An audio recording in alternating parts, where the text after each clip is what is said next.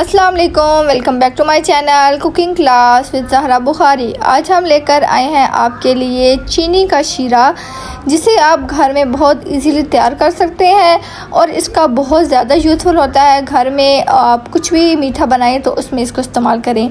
तो चलिए करते हैं रेसिपी का आगाज़। अगर वीडियो पसंद आए तो चैनल को like, share, comment and subscribe ज़रूर कीजिएगा और बेल को भी ज़रूर प्रेस कीजिएगा ताकि हमारी हर न्यू अपलोड आप तक आसानी पहुँच सके। तो चलिए करते हैं स्टार्ट। बिस्मिल्लाहिर्रहमानिर्रहीम। अस्सलाम वालेकुम वीवर्स, के हाल है? ठीक हो? इंशाल्लाह आप ठीक होंगे। अल्लाह दे करम नाल असी भी बिल्कुल ठीक ठाक हाँ जी। अज बहुत ही ज़बरदस्त रेसिपी लैके आया। सारिਆਂ ਦੀ फरमाइश ਤੇ बहुत ज़्यादा रिक्वेस्ट कर रहे हैं कि तुसी सन शीरा बनाना सिखाओ, क्योंकि मैं हर रेसिपी विच इस्तेमाल करदी हाँ। तो मेरे वीवर वेखदे ने फिर वो आखदे कि सन भी तुसी सिखाओ। कि मैं 4 कप मई रंग, अगर तुसी कटोरी लेनी या कोई आम नॉर्मल घर वाला कप लेना, वो भी तुसी जितना मैं नाप करना 4 वो ले लो। ठीक है, 4 कप हो गए। 3 मेरे अंदर आने को डाल देता। तो इस दे अंदर डाल दें हाँ जी पानी। 1 2 3 4 तो थोड़ा जा कम है। अगर पूरे 4 भी कर लो तो सही है। जितना पानी हो सी इतनी ही चीनी हो सी। ठीक है, अगर तुसी किलो तो बना रहे हो तो किलो ही पानी पा दो। तो इसनू हुण असी शीरा बनाना शुरू करते हैं। तो इसके विच असी कोई चीज़ नहीं डालनी। ठीक है, ना नमक ना कुछ हो। तो इसनू हुण असी बनाने हैं किस तरीके नाल बनदा। चीनी मेरी मेल्ट हो गई है इस तरह सारी। इसनू हुण असी पकाने रसां। तो लेकिन अगर वो 4 कप की जगह ते 5 कप भी डाल दो ना चीनी दे, फिर भी थोड़ा फिट है। अगर इस दे विच तुसी 3 कप पानी भी पैंदे हो किलो विचों तो फिर भी ठीक है। कोई नहीं, इसका कोई इतना नाप तोल नहीं है। 3 कप पानी दे पाओ, 4 कप चीनी दे डाल लो। ठीक है, अगर तुसी जे 4 कप पानी दे पैंदे हो 5 कप चीनी दे डाल लो, वो कोई नहीं, वो तो शीरा ही बनना ना। वो उस तरीके नाल फिर बंदा बना लैंदा। ते इस दे बस एंड थोन मैं वेख्या सा कि किस तरीके नाल असी करना। चीनी का कोई मसला नहीं है, चीनी तुसी जितनी भी डाल लो। इस नाल थोड़ी अद्धी जेड़ी जिंदगी ना वो आसान हो वेणी। आया बाहरों फटाफट थोड़ा शीरा डालिया, थोड़ा लेमन डालिया, डाल के बर्फ डाल के पानी बना लो, या मिल्क शेक बनाना उस में डाल लो जी। 10 मिनट हो गए इसनू पकाने।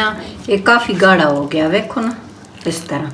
बस इसनू चूल्हा बंद कर देना ते इसनू छोड़ देना इस तरह ठंडा होने वास्ते। फिर मिलते हैं ठंडा हो रहा। माशाल्लाह शीरा बन के हो गया तैयार। हो तो ये हो गया ठंडा। ठंडा करके इसमें डाल दें कोई बोतल, कोई तुसी लै लो कच दी या ये आली लै लो प्लास्टिक दी। तो इस दे अंदर डाल देने। इस तरह करके असी सारा इसे डाल देना। बकाया जड़ा बचा वो थोड़ा शरबत बना के विकसा इसका जी। इसनू तुसी ना फ्रिज विच 15 दिन तक रख के इस्तेमाल कर सकते हो। तो दूसरी गल है, अगर तुसी हाफ बनाना तो फिर उस हिसाब नाल बना लो, अद्धी चीनी डाल लो। तो नाल तुसी ये दूसरे मिल्क शेक विच भी डाल सकते हो, इस्तेमाल कर सकते हो। अगर इसनू तुसी ज़्यादा बना लिया तो अगर फ्रीज़र विच रखना ना, फिर किसी थोड़ी डब्बी लैके ना उस दे अंदर डाल के तो इसके क्यूब्स बना के उत्ते रख दो। वो थोड़े 6 महीने भी नहीं खराब होंगे जी। बर्फ़ दोनों गिलासां ही डाल लेने। ठीक है, इससे हुण असी अंदर डलसा शीरा। अल्लाह थोड़ा थोड़ा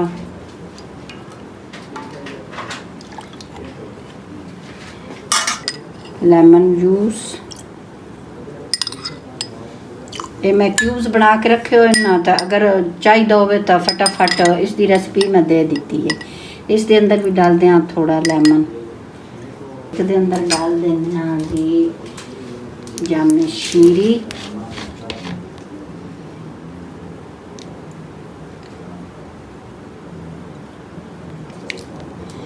इस दे अंदर भी नमक डाल दें, इस दे अंदर भी नमक डाल दें। ठीक है, कितनी आसानी हो गई है। ये लेमन वाला पानी बन गया मिठा चीनी वाला। तो ये आला जी जामी शीरी। इस दे अंदर भी लेमन लाजमी डालना होंदा, क्योंकि जामी शीरी वाले च भी लेमन वहदा जी। रेड के नाल रेड रखसा, लेमन वाले नाल लेमन वाला रखसा। ठीक हो गया माशाल्लाह जी। साडा जड़ा शीरा वो भी बहुत अच्छा बनया। साथ पानी कितनी मौज है। बस थोड़ा शीरा डालो चीज़ा डालो फटाफट तैयार हो, कोई चीनी मिक्स करने का झंझट नहीं। और दूसरी मज़े की गल, लेमन जूस थोड़ा डाल के ना 1 चम्मच इसके अंदर वो वाला डालो। इस तरह लग सी तुहान कि असी नाश्ते च लवो, तुसी इस तरह लग सी कि मुरब्बे नाल तुसी नाश्ता कर रहे हो। नाल डब रोटी ते थोड़ा जा ये लेमन जूस डाल के शीरा डाल के डब रोटी ते ला के इस तरह लग सी जिस तरह जैम है। ठीक हो गया। इतने सारे फायदे ने इसके, ते तुसी भी बनया। ते इस दे नाल मैं चाहनी हां इजाजत, अपना रखा ढेर सारा ख्याल, लाइक शेयर जरूर कीता करो। ते जेडे नवे आने वाले मेरे व्यूवर हैं सबसक्राइब जरूर कर लो, बैल नू जरूर प्रेस कीता करो ताकि मेरी वीडियो थोड़े तक बासानी पहुंचन। ठीक है। तो इस दे नाल मैं चाहनी हां इजाजत, अपना रखा ढेर सारा ख्याल, मेरे वास्ते मेरी फैमिली वास्ते कर दे दुआ। अल्लाह हाफिज। फिर मिलते हैं एक न्यू रेसिपी के साथ, तब तक के लिए अल्लाह हाफिज। चैनल को like share comment and subscribe ज़रूर कीजिएगा और बेल को भी ज़रूर प्रेस कीजिएगा ताकि हमारी हर न्यू अपलोड आप तक बआसानी पहुंच सके। खुश रहें, आबाद रहें। अल्लाह हाफिज।